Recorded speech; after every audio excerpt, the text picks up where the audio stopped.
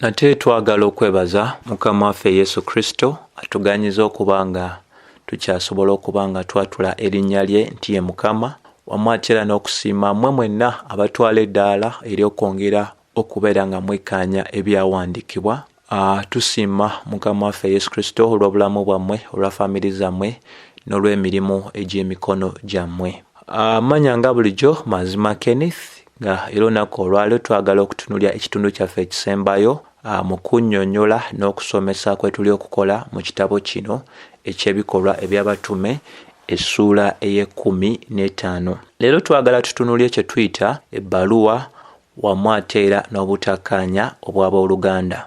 Jjukira ku mulundi ogwasembayo twali tutunuulya ensonga eyo eyali egwanidde okukkiriziganyako okubeera nga baleeta obutebenkevu n'okukuuma eddembe ery'abo bannamawanga. Ebyo byali bimaze okuba nga bikolebwa. Kwogera kwa Yakobo okwasembayo, Bayibuli etulagira ddala nti bw'oba otunuulidde essuula eno ey'e15 kuva ddala ku lunyiriri olw'22 paka olunyiriri olw'41 ze tugenda okuba nga tutunuulya, nti bw'oba otunuulidde olunyiriri olw'22 bwe baali bamaze okuba nga boogera ku mbeera ey'okukwata mu bannamawanga ne bannamawanga biki ebyali balagiddwa okuba nga batuukiriza oba nga bakola, Bayibuli etulaga nti ebyo ebyali bimaze okuba nga bisalwawo ne bisanyusa nnyo abatume, abakadde wamu n'ekkanisa yonna. Ekikulu kyensinga okuba nga nnyumirwawo oba nawe ky'osobola okulaba mu byawandiikibwa bwe bumu obw'abatume, obw'abakadde n'ekkanisa yonna, kubanga kino kyali kikwata ku njiri eya Mukama waffe Yesu Kristo, ng'era ekintu kyonna ekikwata ku njiri eya Mukama waffe Yesu Kristo kigwanidde okubeera nga kitugattira ddala wamu, okubeera nga tukubaganya ebirowoozo ku nsonga eyo, n'okubeera nga tutunuulira ddala engeri ey'okuba nga tulabira ddala enjiri ya Mukama waffe Yesu Kristo nga yeeyongera okubeera nga ebuulibwa mu bitundu bingi nnyo nnyini ddala. So ekkanisa yali mu bumu, ekkanisa yali wamu, era Bayibuli eraga nti bonna ne babeera nga bassa kimu ku nsonga eyo eyali egenze maaso n'okubeera nga eteesebwako. Mu bumu obwo Bayibuli etulaga ne basalawo ne balonda abaami 2 ab'enkizo okubanga bawerekera Pawulo ne Balunabba eri ekkanisa eya Antiokia, era abaami abo kwe kwali Bayibuli gweyita ey'oluganda gweyita Balusaba ne Siira. So Bayibuli etulaga ne balondebwa abaami abo 2, era Bayibuli erina ekirala kyeboogerako abaami bano 2. Egamba abaami bano baali bantu bakulu mu booluganda, baali bantu bakulu mu booluganda, ekitegeeza nti tebaali bantu bakuyisibwamu maaso, wabula baali abantu abeebuuzibwako, abantu ab'ekitiibwa, abantu abaali basobola okugatta ku mulimo ogwo ogwali gugenda maaso n'okuba nga gukolebwa mu Antiokia wamu n'amakanisa amalala gonna. So baali bantu bakulu mu booluganda. So bwe baali batuma Pawulo ne Balunabba, abantu bano be baalonda okubanga baali bagwanidde okubawerekerako, baali bakiikirira ekifaananyi eky'ekkanisa mu Yerusaalemi. Era Bayibuli etulaga mu Lwabiri mu ssuula ey'e15 olunyiriri olw'23, Bayibuli etulaga nti ne bawandiika amabaluwa mu bumu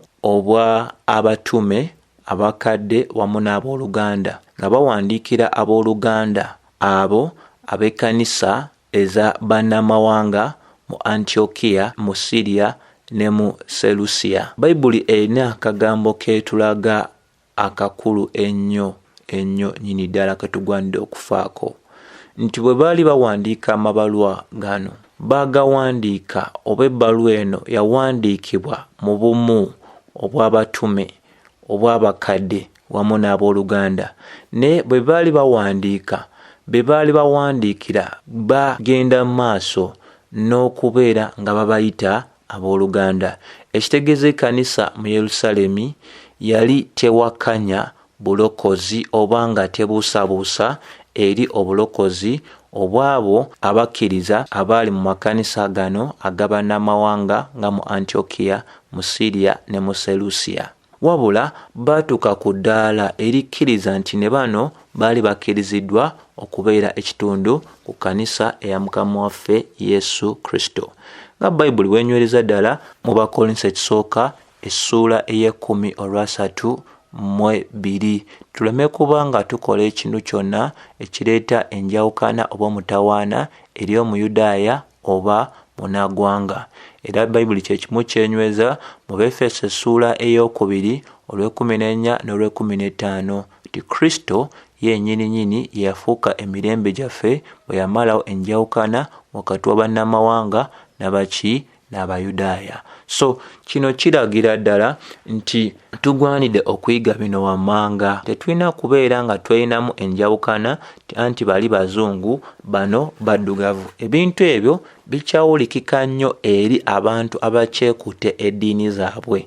Bwe bawulira enjiri ey'obulokozi bagamba eyo njiri y'abazungu, bagamba eyo njiri y'abagwira temanyikiddwa. Ffe katugende ddala mu maaso nga twekomera ku ki? Ku ddiini zaffe. Tebamanyidde ddala eddiini ezo zaaleetebwa baani. Abalala ne beekwata obuwangwa bwabwe ne bagaana enjiri eya Mukama waffe Yesu Kristo. Naye kyenjagala okulagira ddala wano nti ffe abali mu mubiri gwa Mukama waffe Yesu Kristo tetulina kuba nga twereetamu njawukana nga tugamba oli muzungu, simanyi oli Mufalansa, simanyi oli mu Itale, simanyi oli mu Latino. Ebyo byonna tebikola makulu. Ekitugatta kiri kimu, kwe kubeera nga ffe ffenna twenenya ebibi byaffe ne tukkiriza enjiri eya Mukama waffe Yesu Kristo nga Balumi 16:17 eragira ddala tino enjiri eyo eya Mukama waffe Yesu Kristo yali tekwasa Pawulo nsonyi, ge maanyi ga Katonda omuli obulokozi obw'Abayudaaya wamu ate n'abaki bannamawanga. Olwabirimu abaali bawandiika baalaga nti tuwulidde waliwo abaava mu ffe ne bagenda mu maaso n'obakosa n'ebigambo ne basattulula emmeeme zammwe nga bagamba nti kyali kigwanidde mu kubeera nga mukomolwa wamu n'okukuuma amateeka abo be tutaawa kiragiro kyonna. Wano we wali okulya n'okukomba essuwaani. Ekigambo ekikulu ekyogerwako wano nti tetwabawaako abantu abo abagamba nti baava mu ffe, tetubawangako kiragiro kyonna.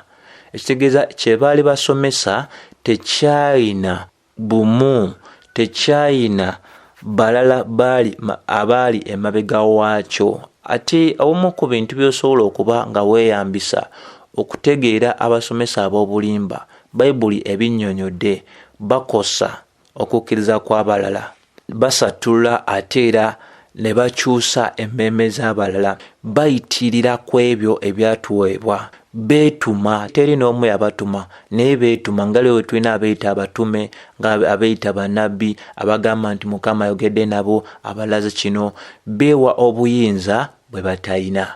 So ebyo bye bintu ebiragira ddala abasomesa ab'obulimba. Bakosa okukkiriza kw'abalala, bakyamya emmeeme z'abalala, bayitira ku ebyo ebyatuweebwa, beetuma bwetumi, balina obuyinza obw'obulimba. Nga bwe tutera okwogera ku kibinja kye tuyita the New Apostolic Reformation oba ekibinja ekigamba nti kyakomyawo yafeesi ey'obutume, ng'era bagamba yafeesi ey'obutume ne bannabbi yakomezebwawo mu mwaka ogw'2021.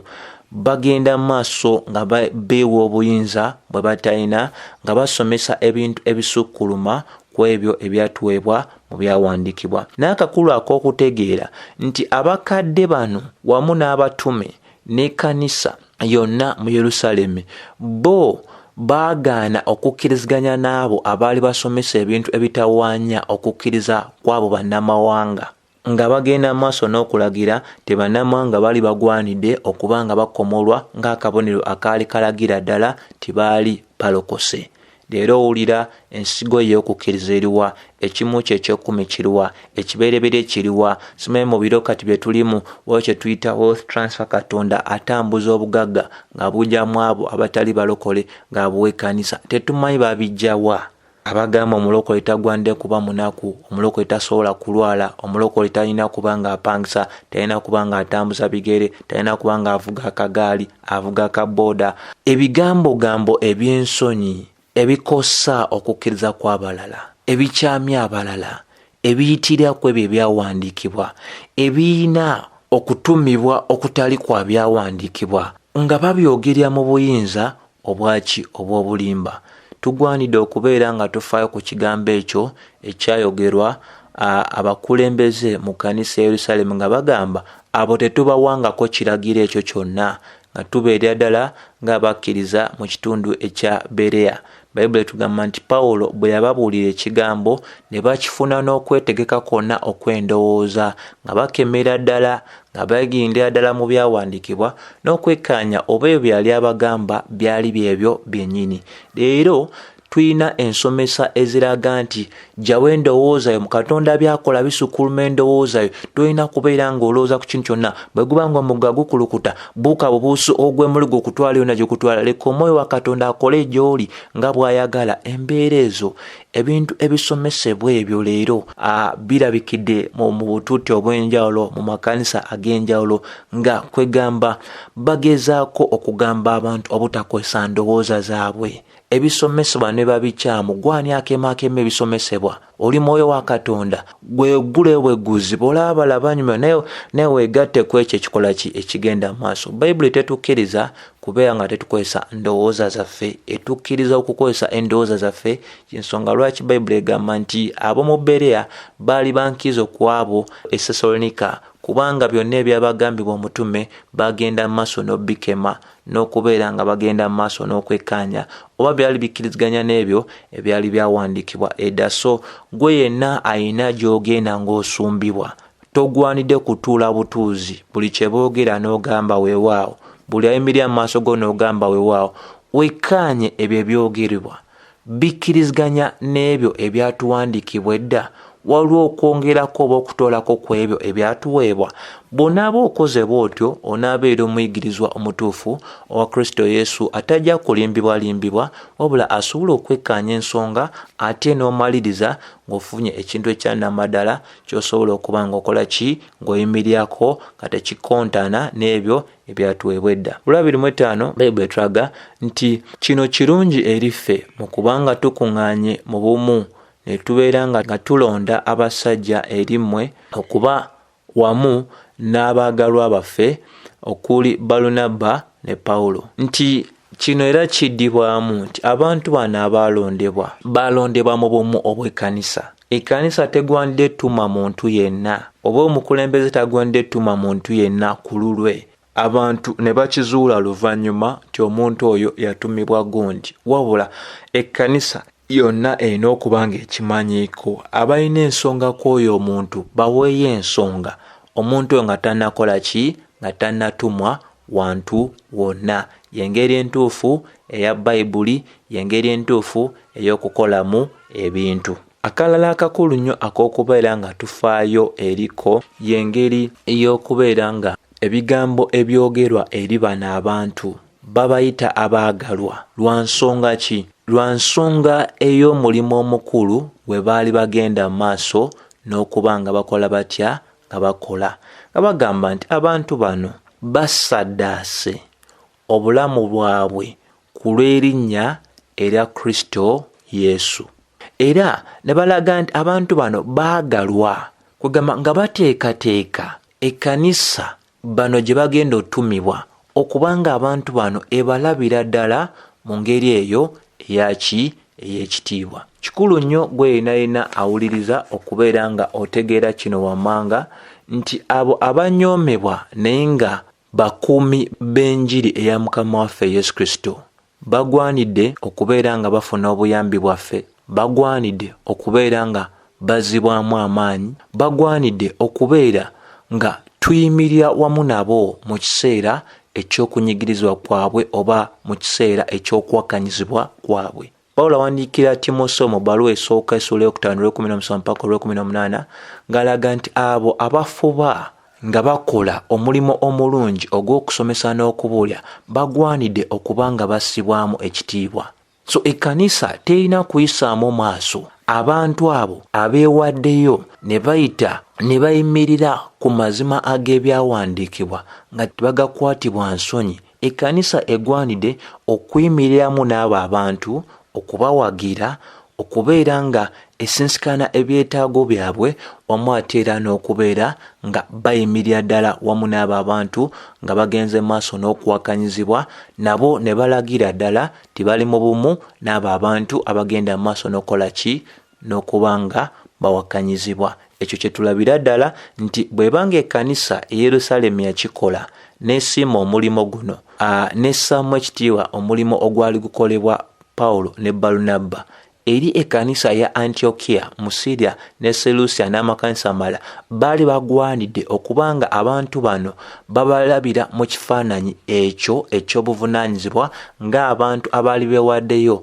okuyita mu bibonyoobonyo eby'enjawulo ku lw'erinnya erya Mukama waffe Yesu Kristo. Kubanga omulimo gwe baaliko gwali gwa nkizo nnyo mu mbeera ey'okuba nti baali bawakanya embeera ey'okubeera nga bannamawanga bakomolwa. Ate mu biro ebyo okuwakanya okukomolwa okw'abannamawanga kwaleetanga kwiganyizibwa. Abaakuwagiranga baakikolanga mu kubeera nga baali bewala kwiganyizibwa okuba nga kubatuukako nga Bagalatiya 6:12-13 bwenywereza ddala. Bw'oba ogenze mu 2:7 lutulaga nti era awo Yuda wamu ne Siira nabo banaayogera eri mmwe ebintu byennyini olw'akamwa kaabwe. Kati ekyo ne kiragira ddala nti akakiiko mu Yerusaalemi kafaayo nnyo eri ekkanisa ey'abannamawanga, era ne bakirabira ddala nti kyali kirungi okuwandiikira bannamawanga wamu n'okutuma abantu okuba nga banywereza ddala okwogera ebyo byali biwandiikiddwa mu bbaluwa nga babyogera olw'akamwa kaabwe, okulagira ddala ekyo ekyali kiteeseddwako oba ekyakikiriziddwako eri mu kakiiko aka Yerusaalemi. Nga bw'olabye 2:8 lugamba twakiraba nga kyali kirungi eri Omwoyo Omutukuvu okubeera nga tetuteeka ate emigugu gyonna mirala ekitagwanidde eri mmwe, ng'embeera nga tubawandiikira bagamba nti mubeere nga mwenenya ebintu ebyekuusa ku bibumbe, ebintu ebyekuusa ku kulya omusaayi, n'okubeera nga abantu balya ebyo bitugiddwa awatali musaayi kuyiika, wamu ate era n'okwewala embeera ey'obukaba.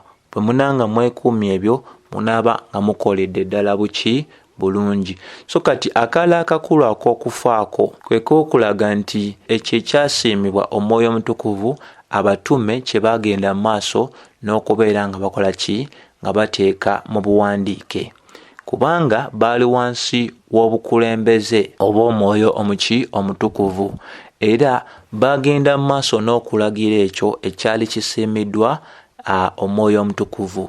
Ekitegeereza ddala eri ffe abatakyafuna kubikulirwa kujja kwonna nti tetugwanidde oba tetulina buyinza bwonna bukola mateeka mapya. Ebyo byonna bye tugwanidde okugoberera byatuweebwa dda mu bitabo 6:6 nga Timoseewo 2:3-16-17 bweragira ddala.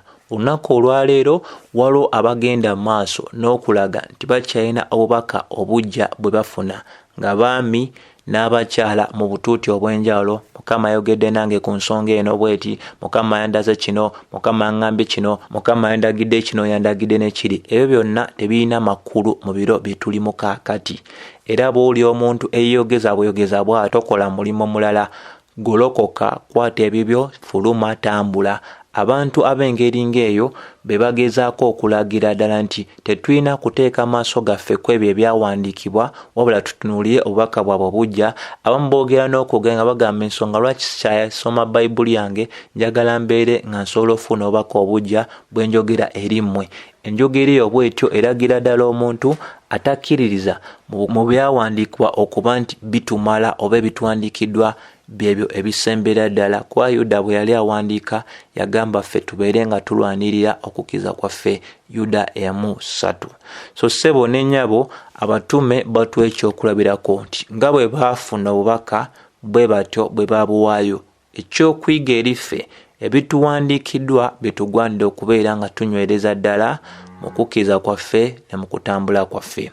Bayibuli eragira ddala bulungi nti era olwo ne batuma abantu bano mu Lwasatu okubeera nga bajja mu Antiokia, era bwe bajja mu Antiokia bwe baali bamaze okuŋŋaanya abooluganda bonna ne bawaayo ebbaluwa Lwasatu mu emu, era ebbaluwa n'esomwa era n'ereeta essanyu ery'amaanyi n'okuzzaamu amaanyi. Bayibuli etulaga nti awo Yuda ne Siira, Balusaba ne Siira kubanga baali bannabbi ne bagenda maaso n'okunyweza n'okugumya abooluganda n'ebigambo bingi nnyo nnyini ddala. Nti mu kuba nti bano baali basajja bakulu oba abantu abakulu mu booluganda, balina nabo obuweereza obwali obw'enkizo nnyo nnyini ddala, era okuva mu ebyo ebyali biwandiikiddwa mu bbaluwa ne bagenda mu maaso n'okulambula n'okuttanyiza ddala ensonga ez'enjawulo nga bagumiza ddala abooluganda. Ensonga lwaki ebirabo ebingi mu kanisa bya mugaso nnyo eri ekkanisa okubeera nga ffenna tuzimbagana, era Bayibuli etulaga mu Lwasatu mu esatu mbu ne babeerayo olw'ekiseera ekineneko wamu n'abantu abo nga bakola omulimu wamu n'abatume. Bayibuli etulaga naye Lwasatu mu ennya ne kirabika nga kyali kirungi eri Siira okusigala, kubanga baali bamaze okubeerayo akaseera akamala, ekkanisa n'ebasiibula okudda eri abatume. Naye mu Lwasatu mu ennya Siira n'agamba sina gyendaga walala, kansigale Antiokia njira nkola omulimu nani ne Paulo ne Balunabba, era ne basigalayo mu Lwasatu mu etaano mu Antiokia nga basomesa wamu n'okubuulya ekigambo ekya Mukama waffe Yesu Kristo wamu n'abalala bangi nnyo nnyini ddala. So omulimu gwali mugazi, gwali munene nnyo, era nga gwali gwetaagisibwa abakozi bangi nnyo. Balusaba ye n'ayolokera n'addayo eri abatume, Siira n'asigala emabega ku lw'omulimu ogwali genda maaso n'okukolebwa. Wabula kyensinga nakyo okwagala tube nga tufaako nti bwe yasigalayo ekyagenda maaso n'okuba nga kikolebwa tebaali mu mboozi, wabula okuttaanyiza ddala, okugaziya obukulu bw'ebyo ebyawandiikibwa. Tewaaliwo kunyumya oba kukola mbeera ya bunnakatemba oba kubeera nga kusesa bantu. Ensonga enkulu kino kye kiragira ddala nti yafeesi ey'obubuulizi n'obusumba, ezo yafeesi nkulu nnyo nnyo nnyini ddala, ye yafeesi ey'oku ntiko nnyo nnyini ddala. Omuntu gy'atalina kubanga akola azanyiramu okubeera nga Katonda akwesigisiza ekigambo kye okyogere eri abantu, ate bw'otandika okumala ebiseera ng'okola ebitalina makulu obeera wansonyi nnyo era togasiza ddala. Bayibuli etulaga mu Lwasatu mu omusanvu nti awo oluvannyuma nnyo ennaku nga zigenderedde, Pawulo kwe kugamba Balunabba nti kitugwanidde okuddayo eri abooluganda mu bibuga byonna gye twabuulira ekigambo ekya Mukama waffe Yesu Kristo, tulabe bakola batya.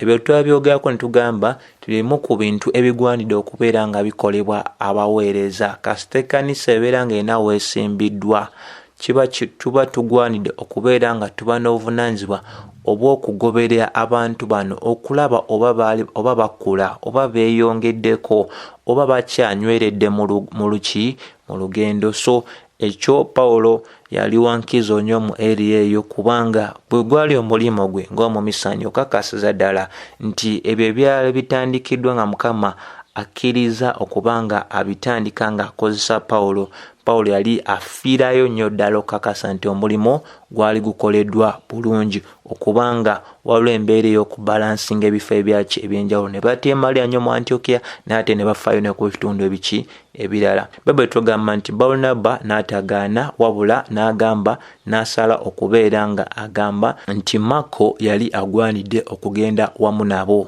Mu Lwasatu mu omunaana Pawulo n'awakana ng'agamba baali tebagwanidde kugenda naye kubanga mu biro eby'oluvannyuma yabaleka mu kitundu ekya Pamfiliya n'asalawo okulekawo omulimu.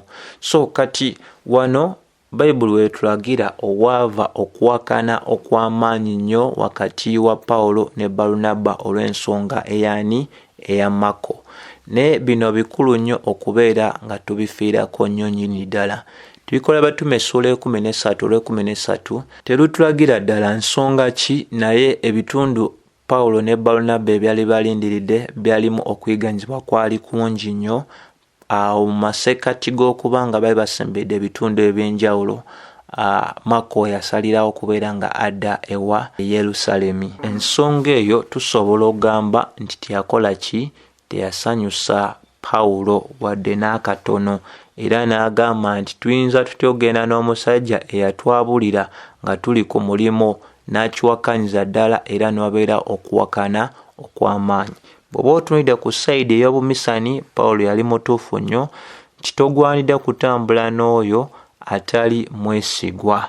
So ne wabeerawo embeera eyo etali nnyangu nnyo. Kwaba osomye ekitabo kya Ngero 25:19 kiraga ebigambo wano nti okwesiga omuntu atali mwesigwa mu biro ebyokulabiramu ennaku, linnyo erimenyese n'okugulu okusoose. Kati ebigambo ebyo obiwulira obuwulizi nti omuntu atali mwesigwa abanga erinnyo erimenyese n'okugulu okusoose, kiba kitegeereza ddala obukulu bw'ensonga bwakubeera nga weekuusa oba otambula n'omuntu asobola okukola ki? Okwesigika mu biseera ebyaki? Eby'ennaku.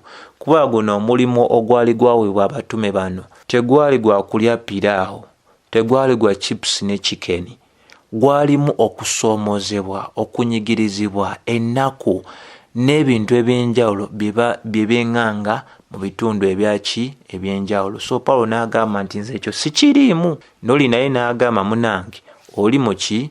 Oli muganda wange, nze njagenda nani? Ne muganda wange. So yeyo embeera eyaliwo, n'ebino byonna bitusomeseza ddala nti bino bisobokera ddala okubeerawo eri abooluganda, kubanga ffenna tukyakyusibwa bukyusibwi. Teri n'omu atuukiridde, teri n'omu eyayambadde mubiri ogwaki? Ogw'ekitiibwa. Wabula Bayibuli bw'eba eyogera ku nsonga eno tugamba nti okunyiiga osobola okunyiiga, naye nyiiga ate olema okwonoona. Oyinza okubaawo okuwakana, naye ate okuwakana okwo tokusussa, tokutwala kutuuka kumalako olunaku ng'okyasunguwadde eri ensonga eyo.